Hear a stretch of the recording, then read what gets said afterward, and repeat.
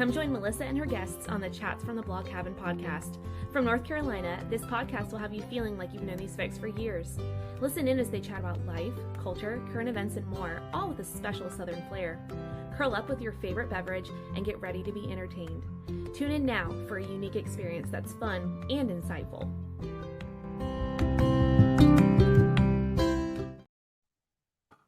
Hi guys, welcome back to another episode of Chats from the Blog Cabin. You know, this show where I virtually invite people into the blog cabin to chat about life. And today we're chatting with Dr. Klara. She is an author. She's author of How to Survive Life's Perfect Storms, a guide to managing personal, and let's see, I can't not pull the other thing up at the moment.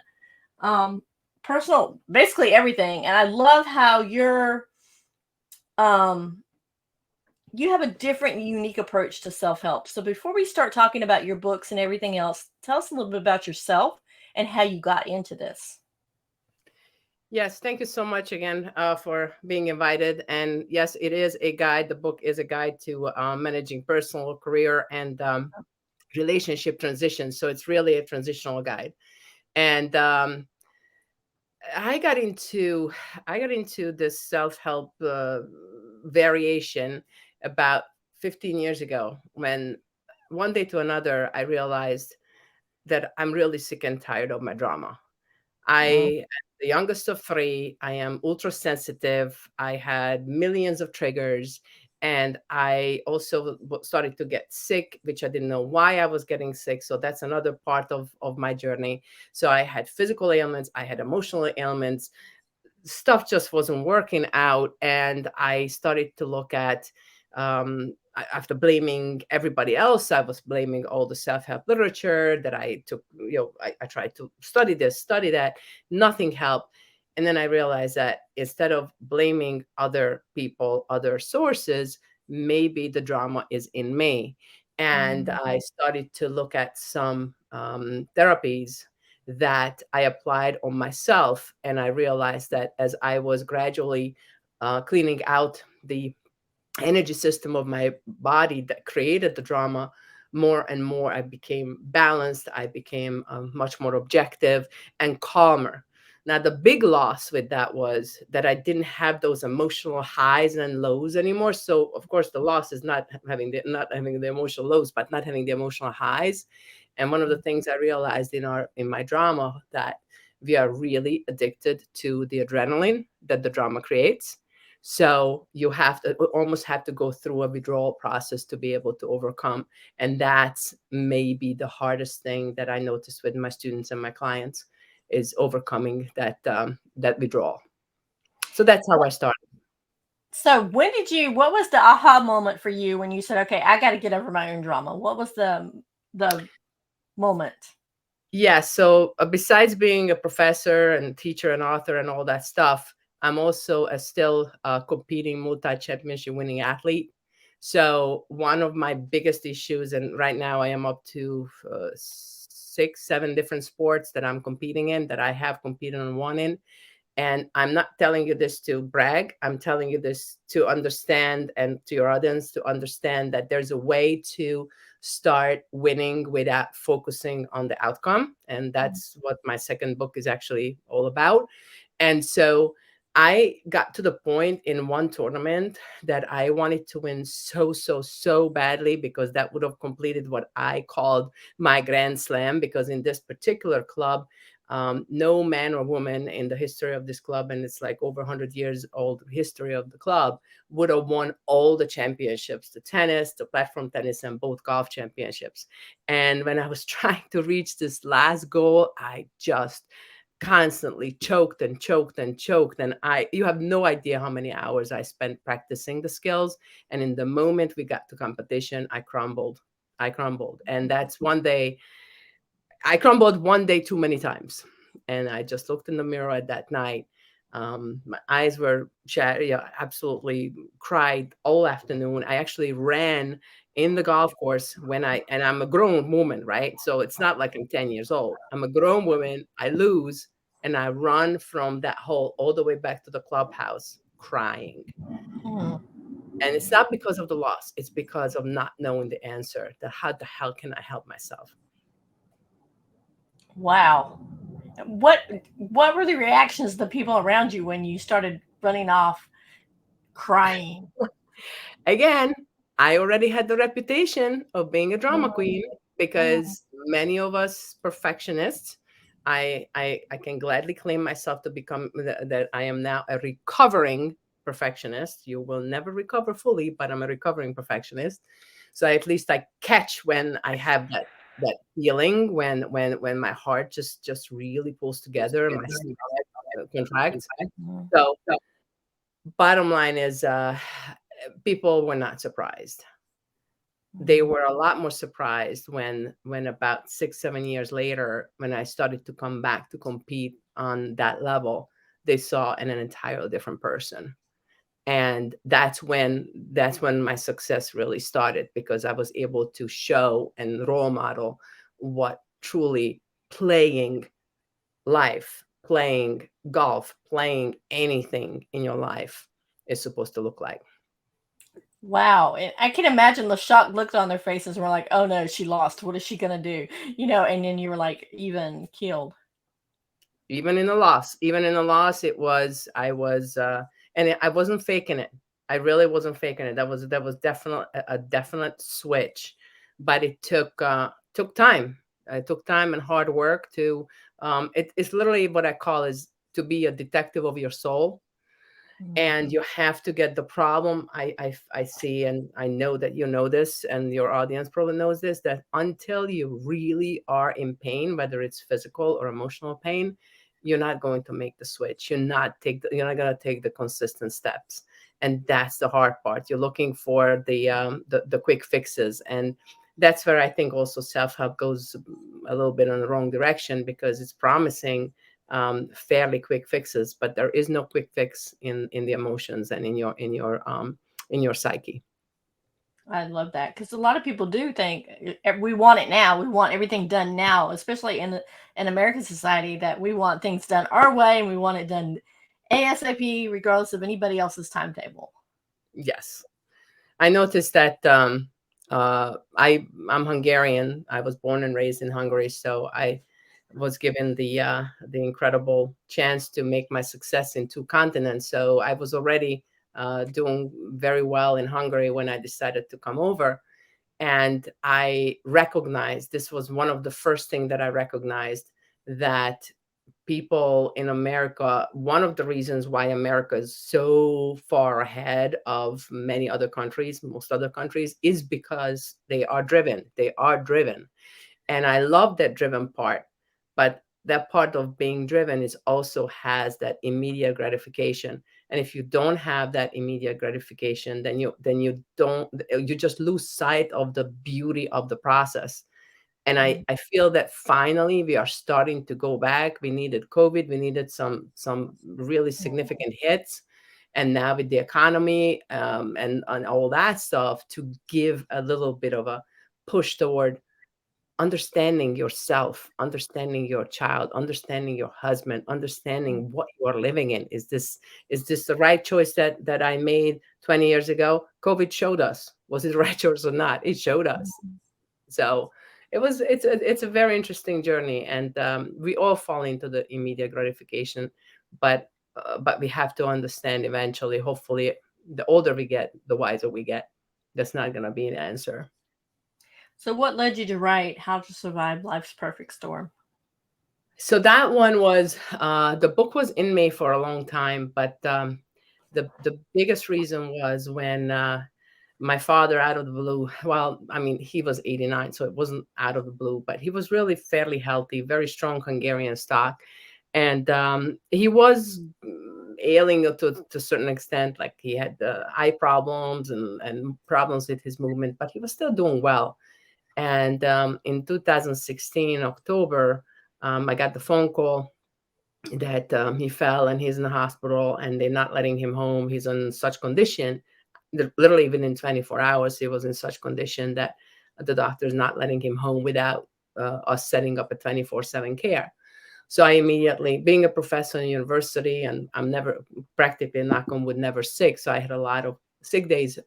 So I went home, and my biggest reason for writing that book was that while I was caring for my dad every day, to see that incredible desire in his eyes and willingness to try to get up, even though almost impossible for him to get up, just to see another sunrise and just to see another sunset and just to get another breath so he can live another day.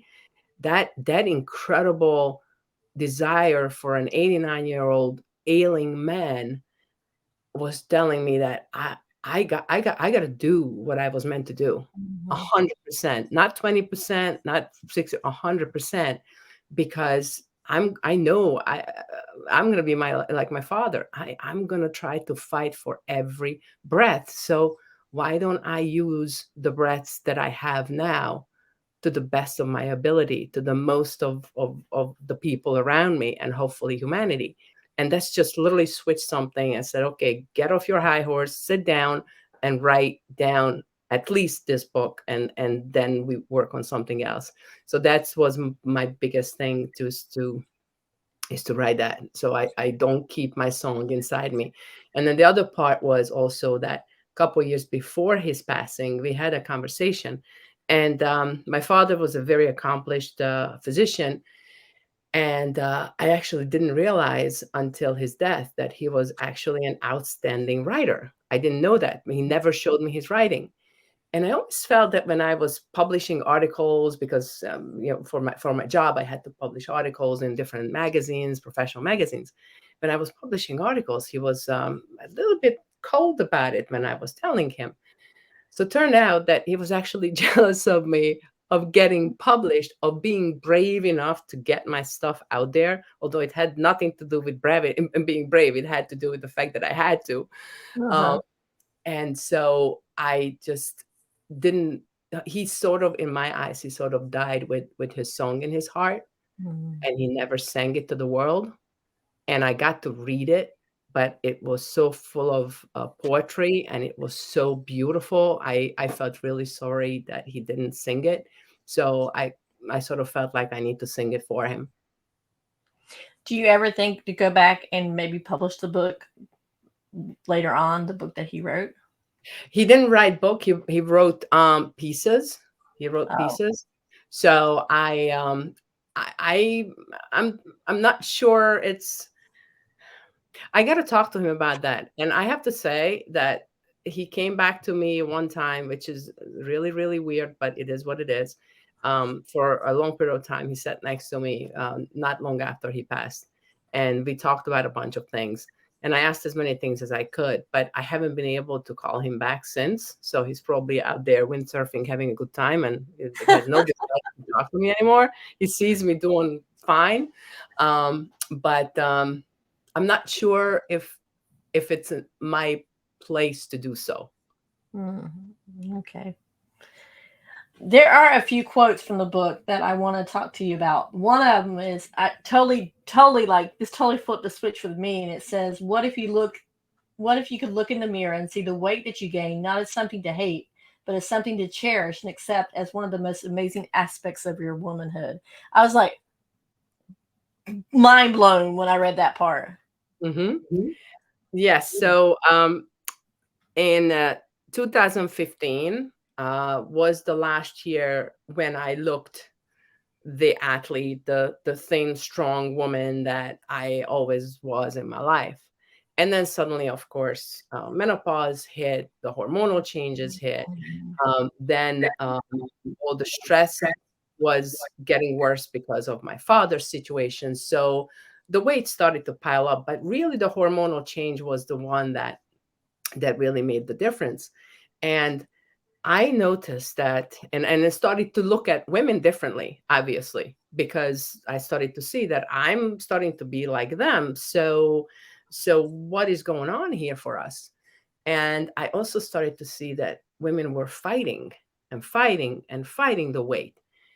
And I wanted to apply the same principle for my weight that I apply for my illnesses. Mm. And I go completely 100% against everything that is being perpetuated. I don't want to fight a disease. I don't want to fight my weight. I don't want to fight these things. I don't want to fight cancer. I want to understand what Mm. is going on. Why did I get sick? Why am I gaining weight? And I understood with the weight gain that, wait a minute, my body is designed in an incredible manner because it was protecting me as the estrogen is disappearing from my body. It's creating the fat around my belly so it can create estrogen. That's where the secondary estrogen comes from. I'm like, holy cow, God or the universe or whoever we believe in created us so incredibly, women, that we can protect ourselves, our own health, by creating the fat belly. It's perfect. And it just kind of like dawned on me. And then afterwards I realized, okay, my job is to keep fit underneath. Mhm. Accept it and keep fit underneath. So that's what I do now. I have larger clothes size, survive. Okay. I also noticed one thing, which I hope that all of you out there that are dealing with weight issues, the sooner I accepted my weight, the sooner I became happier, Mhm. lighter. And not that I was interested because I am married, but men started to look at me differently, started to find me a lot more attractive. I didn't see myself attractive. Mhm. They were, because when you get to that point in life that you want to be connected to another human being, you want to be connected to someone that understands who you are and wants to be in that woman side of you, not the the thin girly thing. That's not the real relation. They really want the warmth of a woman. And where does that warmth comes from is when a woman understands their own gifts and who they are and what they can give. And that's what I've been working on, and it's been working well, really well for me. Wow, I just love that. We need to take a brief commercial break, but when we come back, you're going to read from your new book. Am I correct? Yes, ma'am. People welcomed me and they knew the pain of the journey that we'd been on because they'd been there too. Other Parents Like Me is an online community, peer-led, for parents with kids struggling with mental health and or substances. It's a space that's safe. Feels like I can actually share what's going on. We offer 15 daily support groups per week and live speaker talks on Thursdays, as well as a monthly expert panel. We also have a resource hub that has a toolkit. This includes over 1,000 articles, podcasts. There's a glossary with the most recent and relevant terms. And we have a directory that's been vetted. The overwhelming feeling when we're sitting in a meeting and I'm telling my story and I see others shaking their head, tears falling. You know, they understand this roller coaster and they're along for the ride. And we are back chatting with Dr. Klara. Before we went to the break, we were talking about your book, How to Survive Life's Perfect Storm. But now you have a new book that you just finished writing called Your Good is Good Enough. And you're going to read an excerpt from that. Yes, thank you. So this is the one that I am in the final edit phase. So hopefully I'm doing this the right way. But I really want this part is going to present to the audience, I think, the gist of life as I see it. As I sat beside my mother's bedside at her final hours, following her stroke-related decline, she looked nothing like the woman who had raised and nurtured me all my life. She was small and frail, but she wasn't the only helpless one in the room. There I was, a professor, author, and stellar athlete with championships to my name and state and national senior Olympic medals that I had dedicated to her. But as my mother was waning right before my eyes, I was powerless against it. But not to become narcissistic in such a moment, I returned my attention to my dying mother, thanking her profusely for my past successes. In my ode to her greatness, I started to realize a pattern of success that lingered in my life. Each time I accomplished something in the past, it was often by my special skills. I had fought and all, achieved the unimaginable many times because I was invested in the moment. More than that, when I achieved the inconceivable, I loved what I was doing, from the process up to accomplishing the dream. Right there in my mother's increasingly spiritual presence, she again showed me the path, one I had forgotten. It was there, and not only for me, but through this book for you to be followed. When we were children and played for the sake of it, we got lost in the journey every time because we lived in the moment of the journey. And the manifestation and fulfillment were constant. Just watch children getting lost in any game. The focus, the joy, and the sense of accomplishment on their faces show the bliss of fulfillment. They can go on for hours explaining to you how they dress up their dolls, maneuver the football, or draw a line upon another line on paper. They are not telling you that they're doing this now so they can accomplish a goal later. The goal is the task that they are focused on. The goal is to make the soccer ball move, not necessarily to score a goal. When I learned in my golfing stint that the goal ought to be making swings that I loved and felt good about, for the first time in my life, I became a winner. Rediscovering what you love, why you love it, and then allowing yourself to play will bring you back the undiluted joy of manifestation, whether you got the trophy, promotion, or lover. Thank Wow. you. Wow. That's really impactful. You said it was going to be impactful when we were chatting before we came on, but that was very impactful. And it's like this is assignment that you gave me that was the hardest, because there's so much that really I spent the last 15, 16 years taking notes in my phone. Mhm. And those notes, I brought everything together. I dictated everything, all the stories, everything and all the steps of my system, so people can truly follow a very different type of self-help. And if you want me to talk about a little bit of what I see differently in self-help than what's out there, I'm happy to do that as well, because that's also the gist of this work. Yes, please do. So we are all familiar with, anybody who's on any of the self-help, familiar with the secret. We are familiar with all the different concept of manifestation.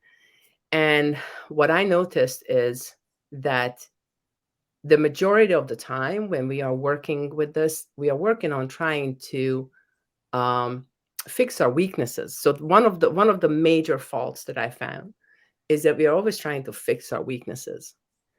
And I completely shifted that in my teaching, in my coaching, in my writing. I said, wait a minute, let's go back to what we were meant to do. And I went back, I asked my sisters, back before that, I was already asking my parents, what was I lost in when I was a child? And we knew sports I was lost in, but what else was I lost in? And I started to find what I was made to do. And from there, I also drew my conclusions. What is my genius? What am I great at? And I apply that also in my golf, because for the longest time they said, "Oh, you have to be great at hitting out of the sand bunker." Blah, blah. I really am not good at that. I'm just not. So for some reason, I can't. So I decided in that 1 year when I won and started winning, I'm not going to focus on my weaknesses. I'm going to strengthen my strengths and accept my weaknesses. Mm. So I shifted the practice to 80% of working on my strengths and 20% of working on my weaknesses. And then when game time comes, or when my presentation time comes, or when I am writing or I'm speaking, I'm not going to focus on my weaknesses. I'm not going to talk about things I'm not phenomenal. I'm just going to talk about things that I'm phenomenal about. I'm like, great, I am fantastic. This is what I'm going to talk about. And this is how I'm going to be known. So that's one that I really shifted. And I really want people to understand that from today on, find out who you are, what's your genius, and focus 80% of your time on that, and allow your children. And I know I have no right to say this because I don't have my children on my own, but I helped raise, two of my sister Jeanette raised because she didn't really let me, but just show her the role modeling. Mm-hmm. But the point is, find your children's strengths. That was the biggest thing that my mom did for me. Is I barely passed elementary school. I swear, I barely passed elementary school, but they didn't focus on that. My physician father never put me to the test of how come you're not getting better grades. No, they let me play sports, and those sports turned me on to the University of Physical Education. And then that turned me on to getting my master's in America and a scholarship, and then turned me on to getting my doctorate on a scholarship. It's all from them allowing me to play sports. So that you have to allow that. And that's what I saw in my parents. So that's one thing. The other thing is we visualize wrong. We absolutely visualize wrong. It's a much, much more detailed process. And in the book, I give step-by-step ways of doing that. I give you one point here for the listeners. When we try to look at, okay, I'm going to achieve this trophy, or I'm going to win this deal, or I'm going to close this particular case, or I'm going to get this house, right?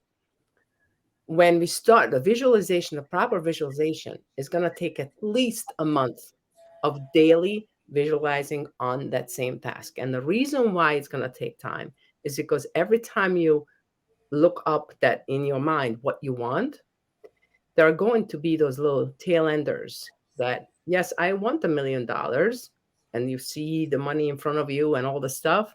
But suddenly it's like, yeah, but that's impossible. Yeah, but. And then the yeah, but those tail enders are going to completely deflate the visual image. So your job is to do it enough times and take from the very beginning to just seeing the money up until the next segment where you have the questions, the doubts come in. Then you have to go back immediately to the first image. Don't allow the doubt to take over the image. So as we go day by day by day, you're going to get a clearer and clearer picture, less and less doubt, and more that picture sets up. So I had, I honestly, I really manifested a house. I just really did. I haven't paid for it yet, but it's on my name.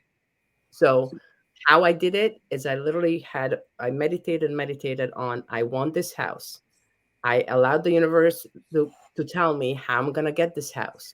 And an image kept coming up of me standing inside the fencing and people coming up on the shore, because it's on the shore, because that's a beautiful place, congratulating me for having the house. That was my image. And that image was not money related.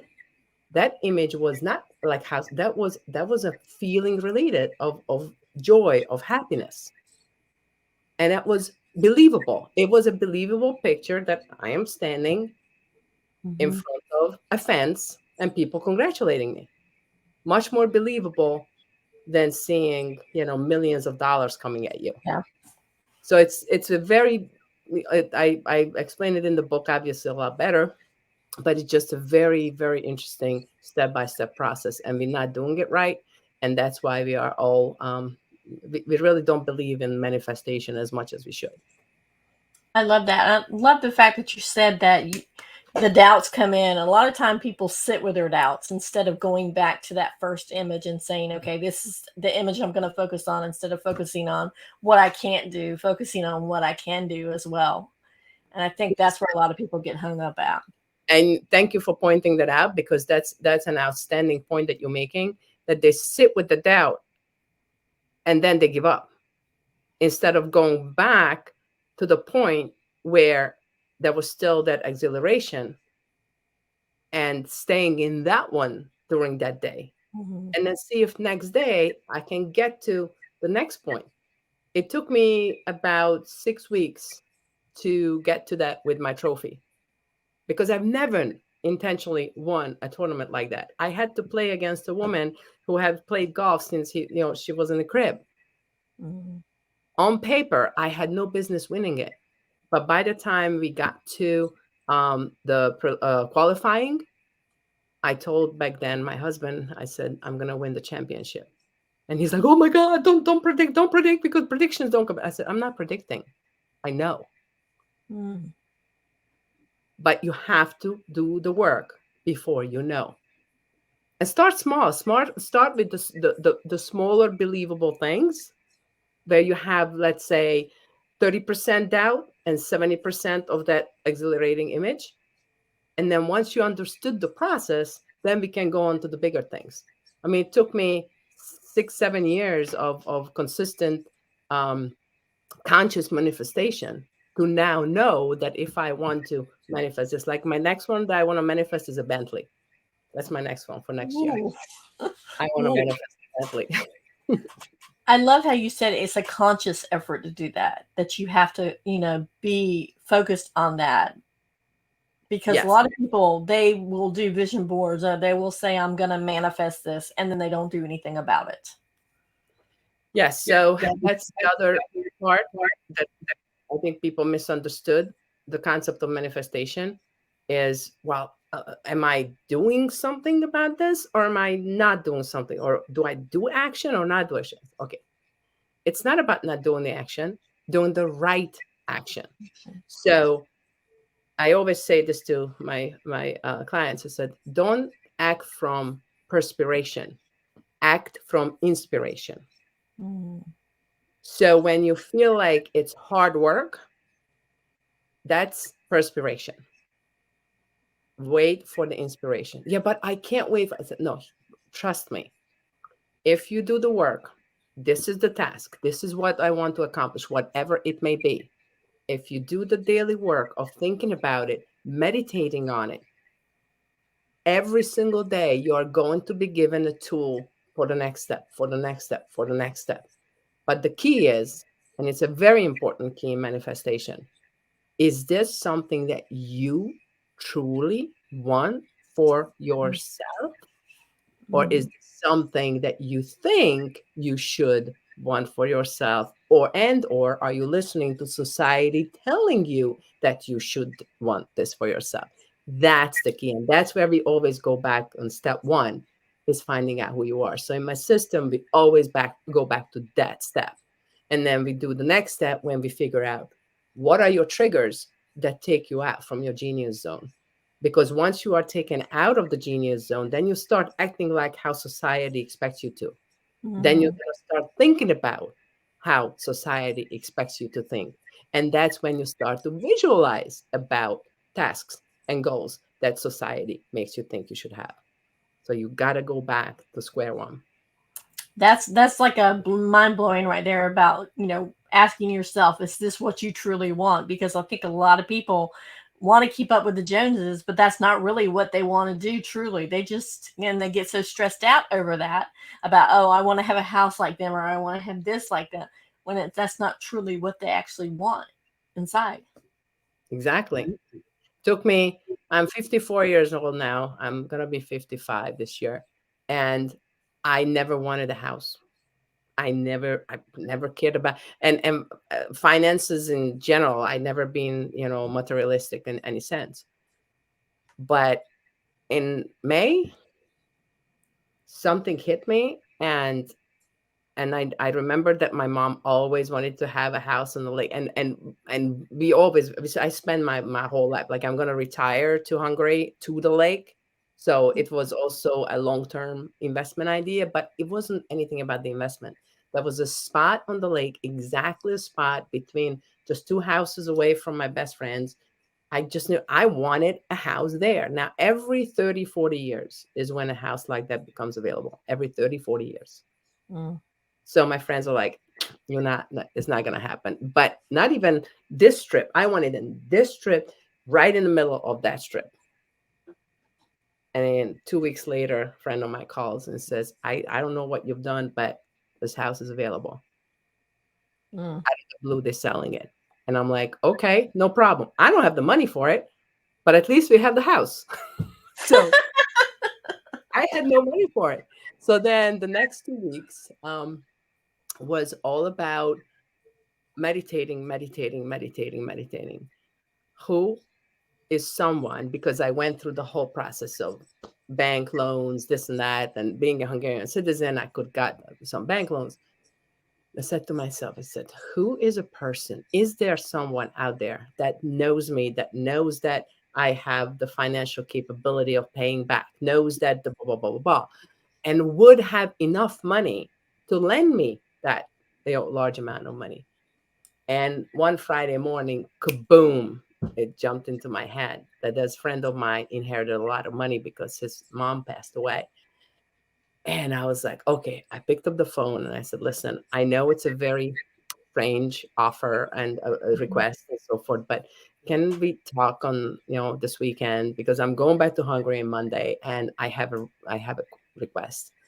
So I prepared a beautiful presentation on how this house looks like, not just a house, but the lake life and sunsets and everything. And I prepared this presentation. I'm bringing it over to his house and he starts looking at it and is like, you want this house, don't you? I said, yeah. And you want me to help you? I said, yeah. It's like, I don't want to be partner. I said, no, I don't want you to be partner. I just want the loan. And there it is. Sunday, he says, okay, go for it. Go negotiate.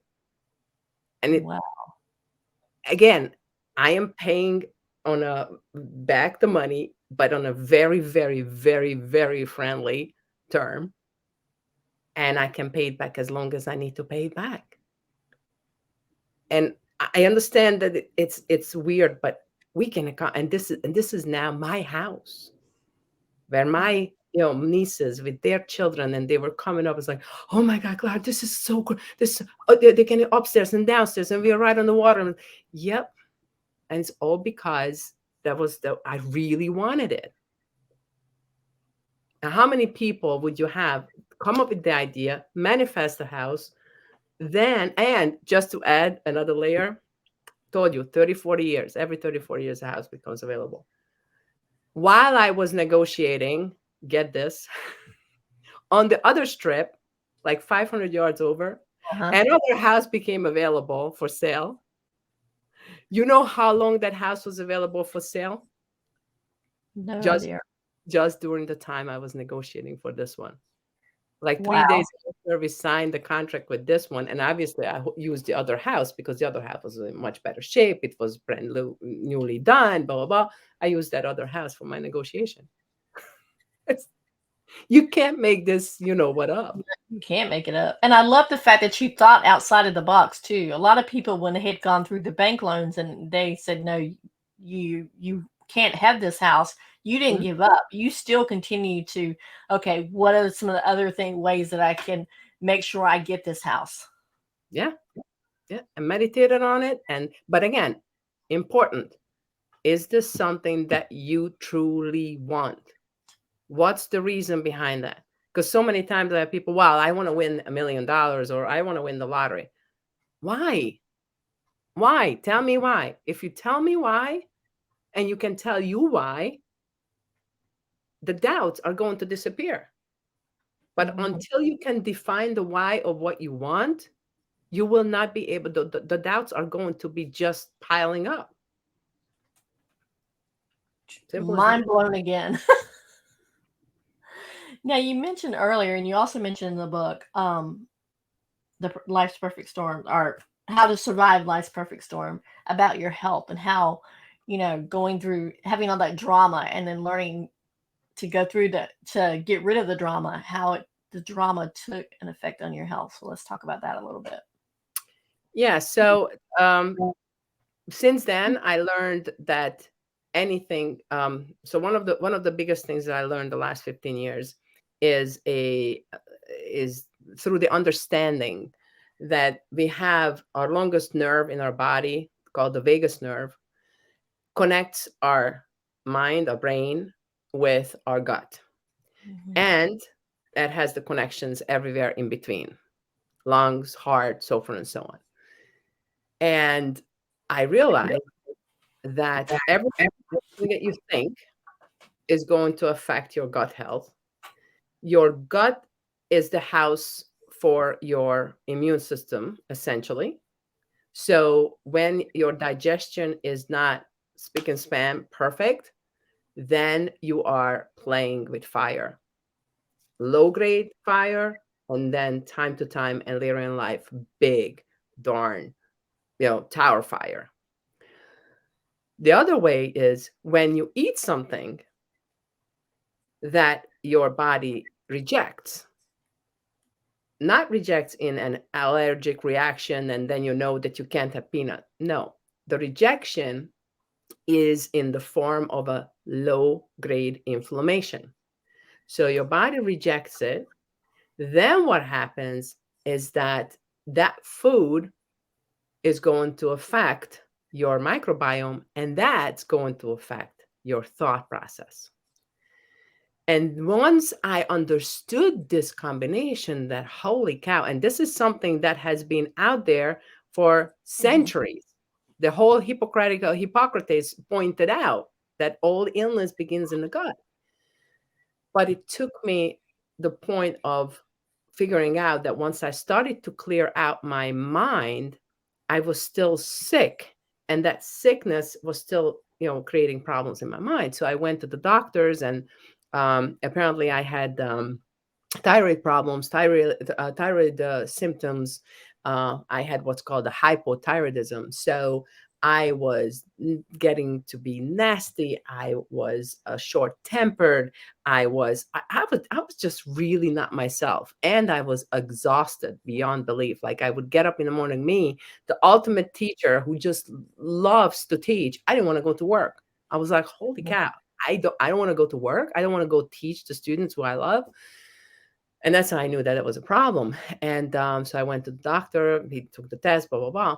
And then he wanted to put me on for 2 months on medication. And he said, if the medication doesn't work, then we'll have a surgery, a thyroid surgery, and remove the thyroid. And I said to the doctor, he was one of the good doctors. I said, listen, thank you. Can we wait a little bit? Let me try something. So being a researcher, being a professor, I was given the tools early in life. So I went in on the internet everywhere. I started to study. And I realized this key that there are foods that we have allergic reaction to, and that's the one that you get tested on.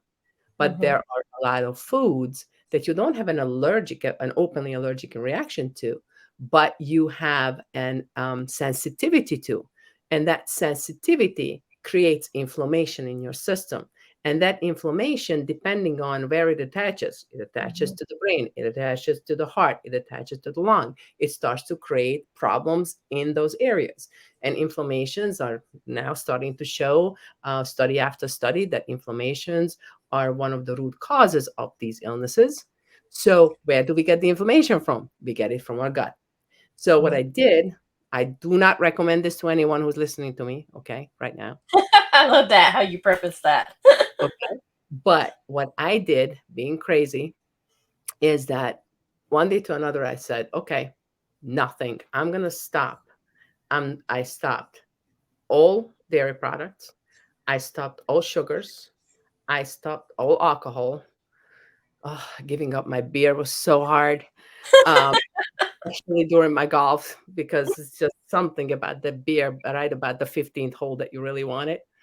And then I gave up all the pastas, everything, gluten, everything. So the only thing I lived on for almost a month was basic meats that I cooked, fish, vegetables, the salads, but nothing in the dressing, just plain dressing, Everything got cleared out. What I noticed that in 2 days, I'm not lying, in 2 days, I had this incredible Zen-like meditative state. And all day I would go, I would have energy all day. I was calm. I was nice. My husband was like, "Oh, what did you do to my snappy wife?" Um, and I was just really nice. And then at the evening, I was always afraid that I'm not going to be able to sleep because I'm in such a heightened state. And I was eating. It's not that I wasn't eating. It's just I really only ate like in the afternoon. My snack was a low sugar apple, because even with the fruits, I cut back to be just on low sugar. So no banana, none of those, no watermelon, just totally cut back on the sugar. I would have like 2 handful of mixed nuts with apple, and that was a full meal. It was really a full meal, because the combination of foods together actually fill you up faster than if you eat junk. If you eat junk, you need more junk, and more junk. Once you figure out what you need, your body needs, then you are going to be able to develop a diet that what I call the zone, being in the zone, that the true zone diet, not the one that has been out there for decades. This is the zone diet. So that's what I did. I cut out everything. And then about a month later, I reintroduced one element. I reintroduced the first thing that I thought could be a problem was milk. So I reintroduced this, like a half a cup of milk. I was so sick for over 24 hours. I couldn't do anything. Like my stomach was my intestinal system was in absolute havoc. I knew that. That's be leaving that one out. Then I rested my body for about 2-3 days, and then I reintroduced pasta. And pasta, I wasn't really feeling too bad, but I was very tired afterwards. And then one of my other tests was not pasta, but pizza. And I ate a slice of pizza. I had this gigantic knot of it felt like this big stone sitting in my stomach. So I knew that something with that type of food was not good. So I went through step by step. I don't want to talk the entire show about this, but I went through step by step of all food groups, and even within the food groups. So for example, eventually I figured out that I cannot have modern cheese, but I can have aged cheese. And nowadays you can actually go and buy 14 to 18 months old aged cheese, and I can have aged cheese. Nothing's going to happen. But if I have one of this, store-bought, whatever cheese, but that's not aged cheese, then I pay for it. So you figure these things out and you pull together your personal diet. And yeah, and it's going to get actually a lot worse. I don't know if your audience knows this, but they are having now more and more studies where they figured out that this modernization of women giving birth through cesarean as opposed to natural birth, we think that it's more hygienic, but the problem is too hygienic, because when the child doesn't come through the birth canal, it's not going to get that same flush of healthy bacteria from the mother. So they're actually not going to have the same colonization process in their own digestive system. And it's actually going to create problems fairly early on in life and definitely later on. So that's a problem. Wow, you've given us a lot of information, just kind of like blows our mind, but also to sit and think about too.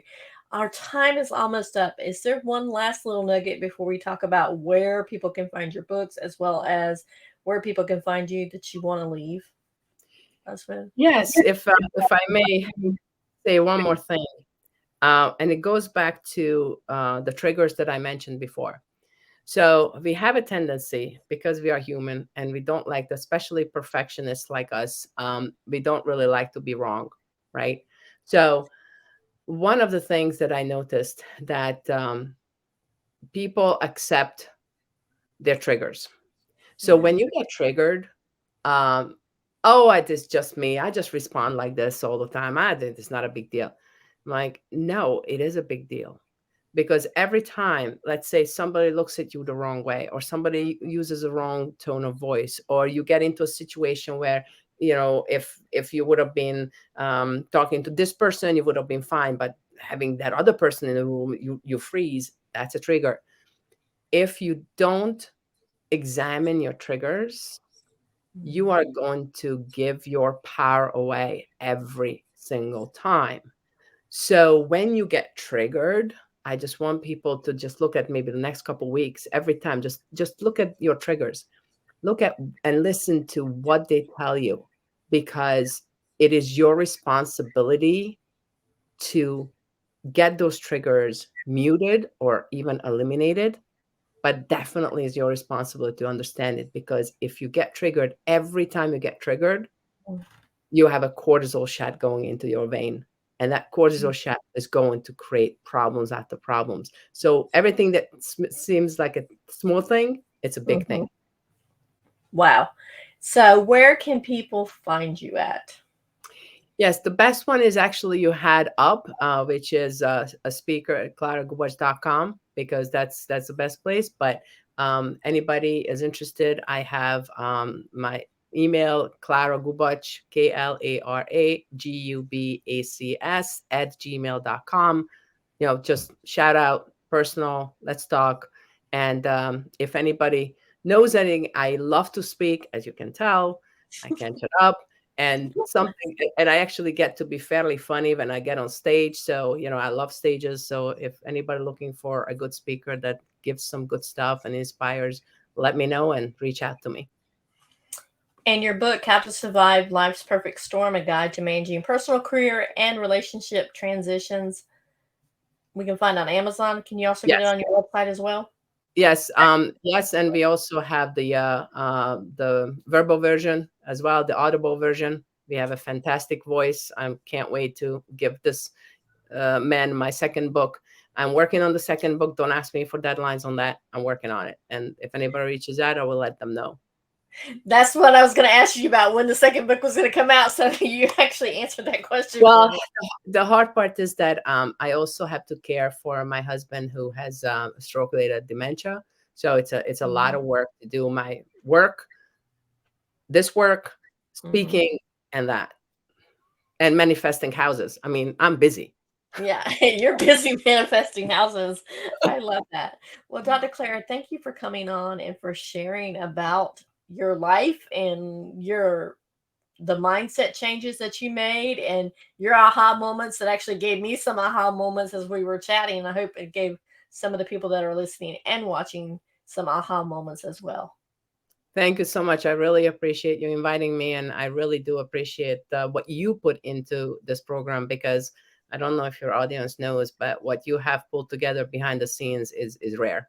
So I really appreciate that. Thank you so much for that. I'm like, so guys, I will put in the show notes everywhere where you can find Dr. Klara, as well as where you can grab her book. And once her new book comes out, maybe she can come back on and we can talk about her new book. Would you like to do that?